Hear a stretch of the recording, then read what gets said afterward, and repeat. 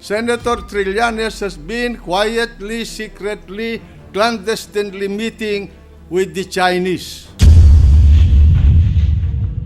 He said to Mrs. Brady, sa Pilipinas, walang may gusto na sa atin yung panatag, yung Scarborough Shoal. Yan ang sinasabi niya. Pilipino ba yan? Makabayan ba yan? My God, what kind of a senator is this? Ibig niya sabihin, pamigay na lang ninyo yung Scarborough Shoal. Tumakbo tayo. Sapagkat tayo ay mga duwag. Ayos na ang bananas. Inayos daw niya. Pinagmamalaki niya. Siya daw ang nagpaalis ng mga 40 vapor ng China doon sa Scarborough Shoal. Yun ang pinalalabas niya eh. Pinagtatawanan lang siya. Maski sa Malacanang, marami na bubwisit sa kanya nung nandun kami, kaya lang hindi ko na sinabi sa kanya. When President Aquino invited me to attend a cabinet meeting on the Scarborough problem, and I told you, who authorized you to make a backroom negotiation with the Chinese for the Scarborough? Yes, and the And president... you were telling me about treason. Remember? Yes, and that the president answered you directly that he authorized me. He told it in your face, Mr. President. I don't need to report to the Senate President, Mr. President. I do not know how many times you have been to China. My understanding is you have been to China talking to the Chinese government for 6 times already. And that you have met them 15 or 16 times. Yes. For what reason, we do not know. Are you becoming a 5th columnist of the Chinese in this country? The Senate President is not privy to the backroom channel talks, and I'm not obliged in any way to I think you divulge. have a duty to inform the people. I'm not. I have already informed the people, but not the Senate President. I'm not obliged to report to the Senate President. Yes, but there's nothing confidential. Even in the executive meeting, cabinet meeting, in the cabinet meeting in Malacanang, Mr. President, I will refuse to answer if that's Because going you to be cannot the line. answer the No, questions I'm because going it's to ask going you to about be your improper meeting. in this particular interpretation. Because you cannot answer the questions I'm going to ask you. I can answer, but I won't be baited into that trap. You met The point here Brady. is, Mr. President, this is Mr. how I President, felt. may I request this gentleman Mr. President, to in be that case, admonished. I will refuse to yield the floor anymore Well, for in that case, I any will lead you interpolation. I'm not answerable to anybody There about is a what point I of say order, in this Mr. hall. President. The Senate President may proceed. All right, and I have here the white paper that you've been writing about the Secretary of Foreign Affairs.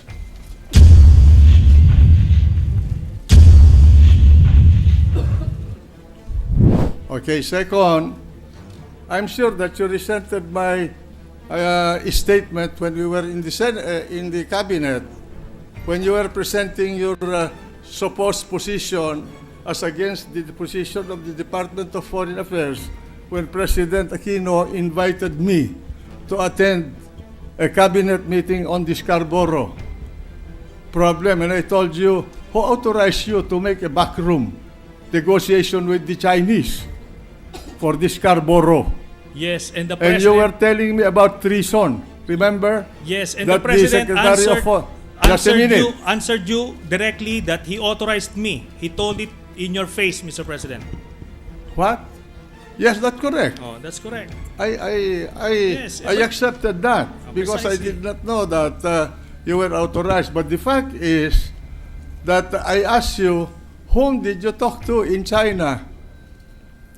I don't need to report to the Senate President, Mr. President. You have a duty I to am not, report what you do obliged. as a senator to this chamber. And in fact, you have a duty to notify the office of the Senate President when you leave this country to go abroad. But I did And not. the only time that I have authorized you is one time. I do not know how many times you have been to China. My understanding is you have been to China talking to the Chinese government for 6 times already. Yes. And I And that did you not. have met them 15 or 16 times. For Yes. what reason?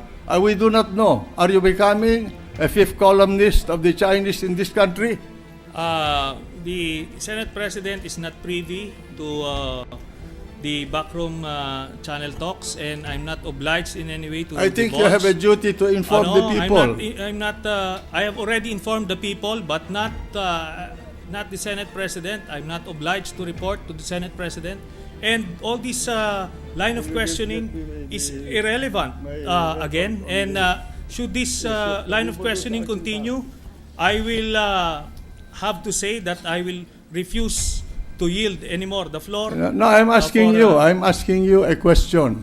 You went to China. You asked the ambassador of the Philippines there, Madam Brady, for a meeting, and you said, do not take notes during our conversation. And you called the Secretary of Foreign Affairs a traitor. In fact, you told me that he committed treason.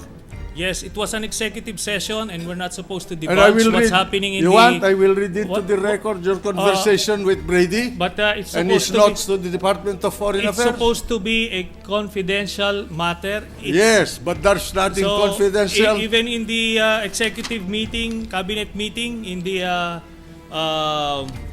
cabinet meeting in Malacanang, Mr. President, I will refuse to answer if that's Because going you to be the cannot line. answer the No, questions I'm because going it's to ask going you to about be your improper meeting. in this particular interpretation. Because you cannot answer I the can questions answer. I'm going to I ask can you. answer, but I won't be baited into that trap. You met, The point you met here Brady. is, Mr. President, this is Mr. how I President, felt. may I request this gentleman Mr. President, to in be that case, admonished. I will refuse to yield the floor anymore Well, for in that case, I any will read interpretation. into the record the notes that Mrs. Brady or Ambassador Brady wrote about your conversation with her in Beijing on August 12, 2012. You want me to read point this? of order, Mr. President. You want me to read this? A point of What is the order. point of order?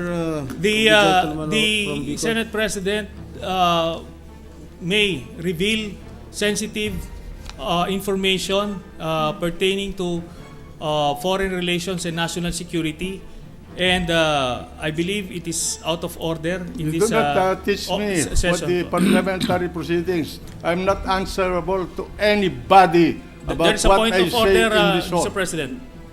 The Senate President may proceed. All right, and I have here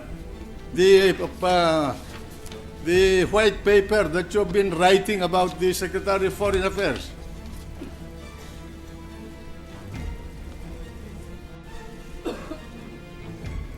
August 17 2012. He cannot take the hit. He's a coward. Senator Trillanes requested that no notes be taken. That's one. Two, what the Chinese want is to tone down the rhetoric. He met the night before Mr. President. with the senior Chinese Point of order, Mr. MFA President. officials. Mr. President, excuse With me, the point of permission. order. Yes. Mr. The President, gentleman from Taguig. just a point of inquiry and a point of order. Senator Trillanes had the floor, and he refuses to answer more questions.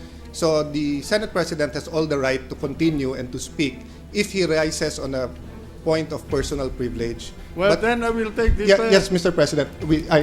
My apologies, sir.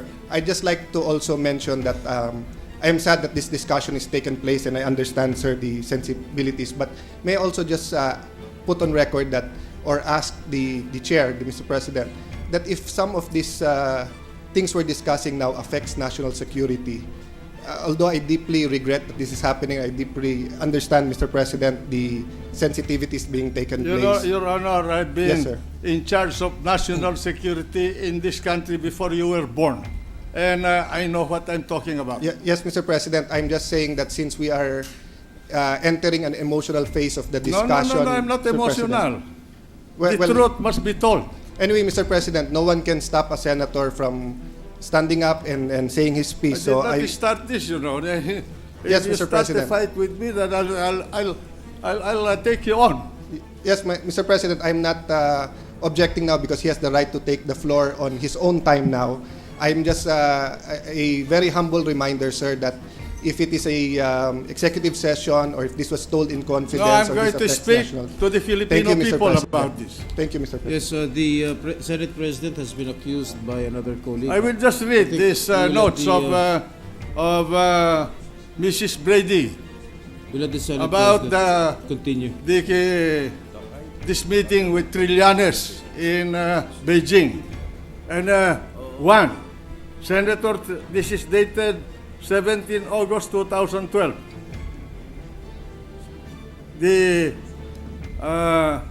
These are notes made by, I have it here with me, the official copy. But I had it enlarged because I have a problem with reading. And I will read it to you. Yes. This is my own time now. 1. Senator Trillanes requested that no notes be taken. 2. What the Chinese want is to tone down the rhetoric. He met the night before with senior Chinese MFA official, Ministry of Foreign Affairs. 3. Senator was initially approached by Executive Secretary. 4. When he got involved, it was in the height of the problem. He had to find out what was happening, so he tried to see whether this was a move of the Americans.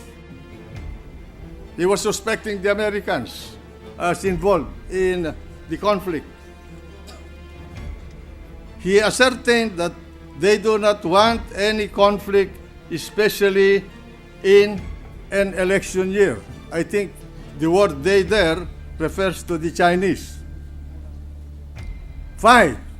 On Secretary Del Rosario, U.S. has already let him go. Binitiwan na siya. This is the note of Brady. In the July meeting, Hillary Clinton did not speak up for us. Secretary Del Rosario is committing treason. This is a senator of the Republic calling our secretary a treasonous person. In a foreign land, he does not even know when treason arises. 6. We are internationalizing the issue because of Secretary Del Rosario. This is his move. 7. There was never any negotiation between the Chinese and the Americans. Just a meeting with Kurt Campbell. Mr. Campbell was not a negotiator. Besides, Secretary Del Rosario was not there. 8. The arrangement being looked at by the senator, meaning Senator Trillanes, was one side would leave first, then the other side, then the next, etc. They were talking about the manner of evacuating Scarborough. He then received a call from Pinoy saying, why are the Chinese still there? When there was an agreement for simultaneous withdrawal, he thought to himself, this is not the arrangement. He was protecting the Chinese. He asked Manny V. Pangilinan to ask Secretary Del Rosario to keep quiet, to quiet down. This has now happened. The two go a long way back because it was also Secretary Del Rosario who introduced Mr. Pangilinan to the Indonesian businessman. During the days of the PLDT, Secretary Del Rosario confronted the Yuchenko Group / shareholders and threatened them. This is a senator talking back against a cabinet member. 10. The 2+2 meeting in the U.S., Mr. Pangilinan was paying a lobby group to get that meeting. This is number 10. It says the 2+2 meeting in the U.S., Mr. Pangilinan was paying a lobby group to get that meeting. I do not know what that 2+2 meeting was all about. We thought all along it was with the accord of the U.S. 11. DFA was the one who kept releasing press articles. Now the press is turning their back on Secretary Del Rosario. In this way, he is being marginalized. The release of the picture of a man planting flag on Panatag is from the 1980s, so this was rehashed. On the Hasa grounding of the Chinese frigate, there was supposed to be no press release, but when the DFA got hold of it, it released it to the media. The ramming was also an incident that was released to the press. Trillanes wanted everything that was happening in Scarborough to be made secret so that it will protect the interest of the Chinese.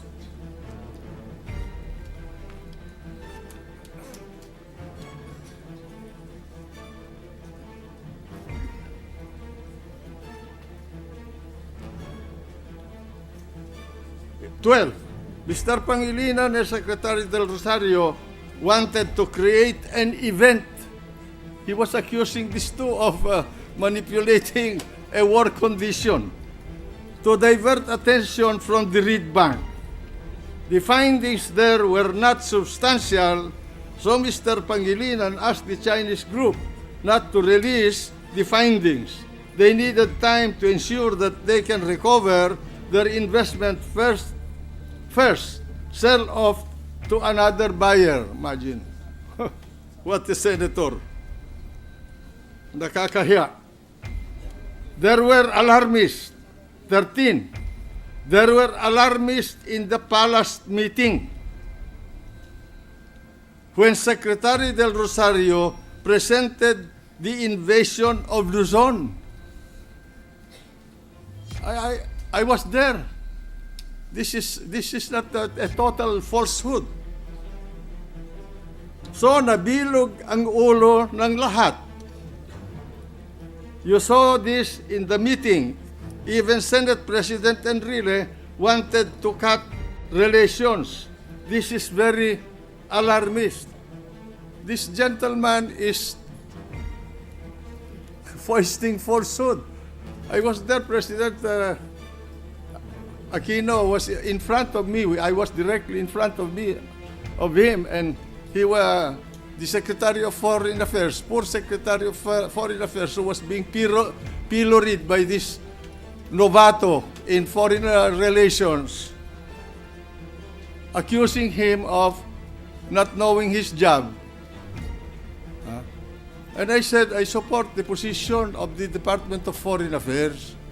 We should involve our allies and friends in this discussion because we cannot handle the Chinese on a bilateral basis.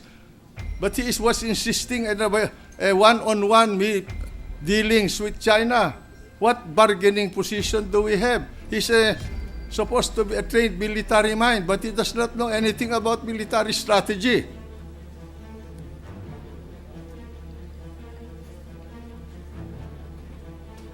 14. The senator was inquiring, this is Brady talking, on which officials could visit China.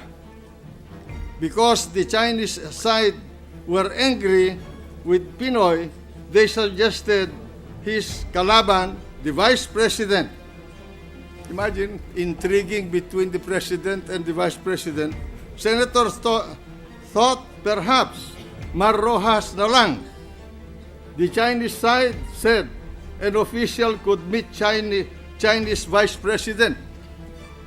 15. In Panatag Shoal, there was never a problem about their presence. From 66 boats, this was reduced to 3. The Chinese side said they will eventually take out the rope. They may eventually have given time.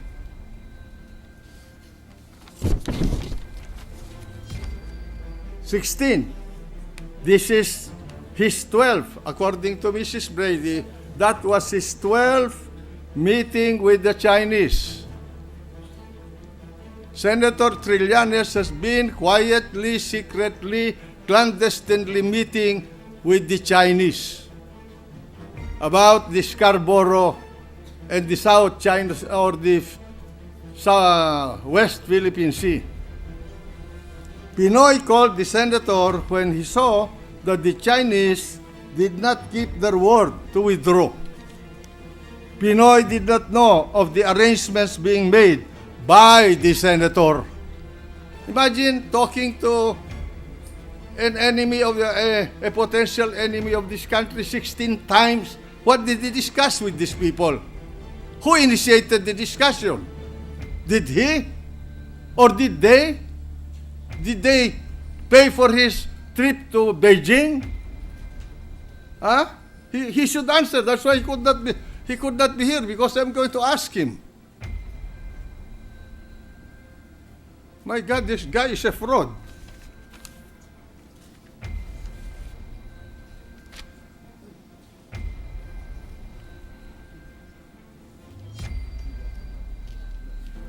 Where was I?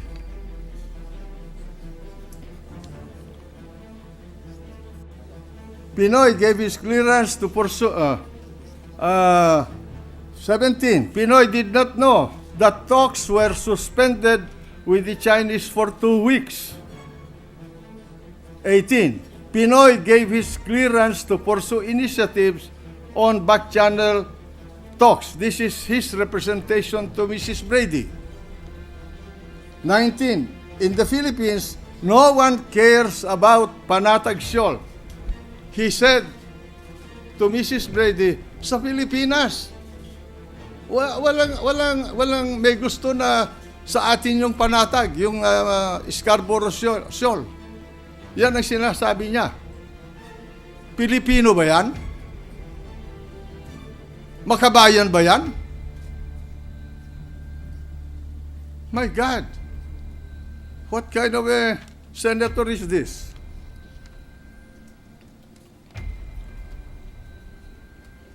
China was never going to put up a station there. Yun ang sinabi niya. Sinabi ni Trillanes. He was speaking for China.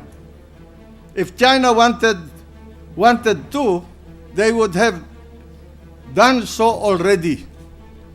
That was his position. He did not realize that the whole China Sea is being claimed by China. And yet he claims to be an expert in international law, expert in security, expert in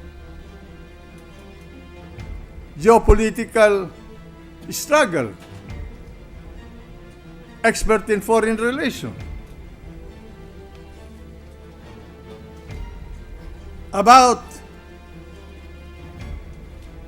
Sanchez City and the garrison, their senator, meaning Trillanes, said, we also have garrison in KIG.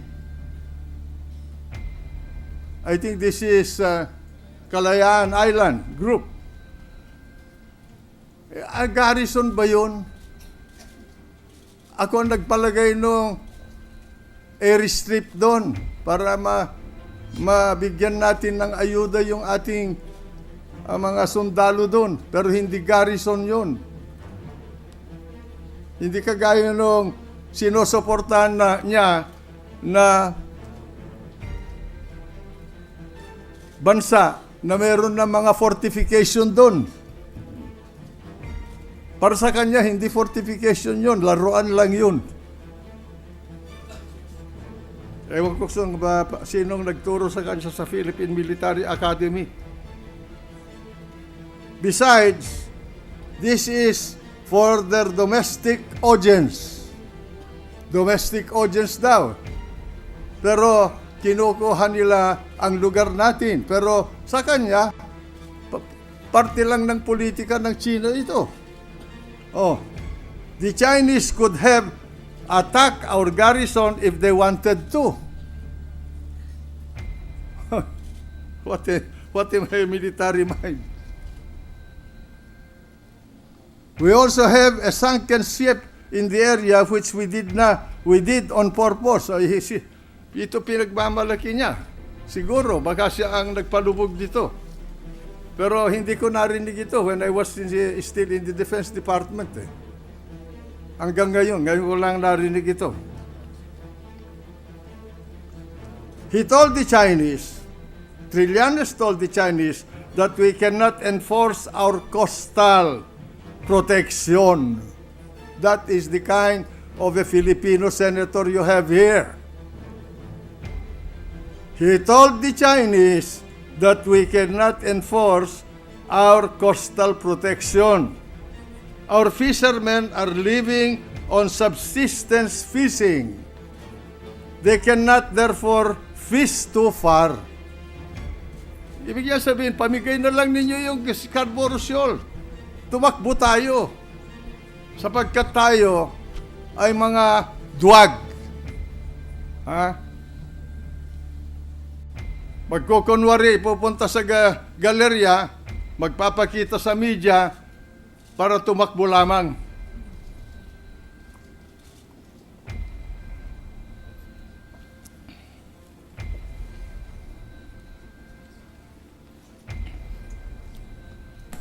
The Philippine side did not make gapang the ASEAN, which the Chinese did. Kalahin mo, sinasabi niyo dapat gapangin natin yung mga ASEAN dahil gumagapang daw yung mga inchik sa boto. Ito, yung tungkol sa nangyari sa Cambodia. Ano pa kialam nitong senador na ito sa foreign relations natin? This guy is involving us with a major problem.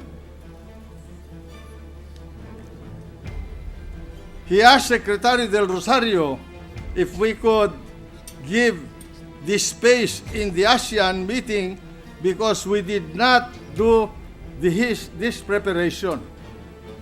He wanted to become the Secretary of Foreign Affairs to superimpose his mind to the judgment of the duly designated and appointed shaper of foreign policy for the country.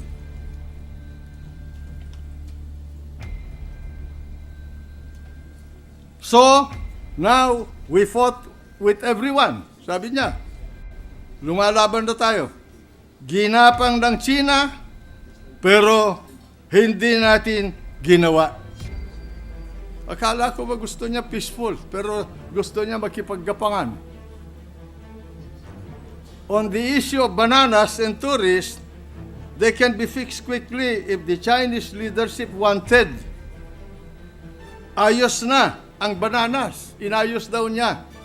Pinagmamalaki niya, siya daw ang nagpaalis ng mga 40 vapor ng China doon sa Scarborough Shoal.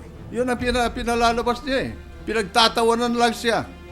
Maski sa Malacanang, marami nabubwisit sa kanya nung nandun kami, kaya lang hindi ko na sinabi sa kanya.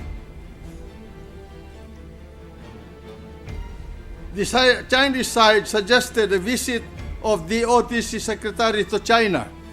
Sinabi niya, on the Chinese ships that did maneuvers towards Philippine ship, he said, meaning Trillanes said, that these are ordinary moves that ships would do. Ba, napagkagaling naman itong admiral na ito. Senator was saying, meaning Senator Trillanes, was saying that Del Rosario should be replaced by Mar Rojas.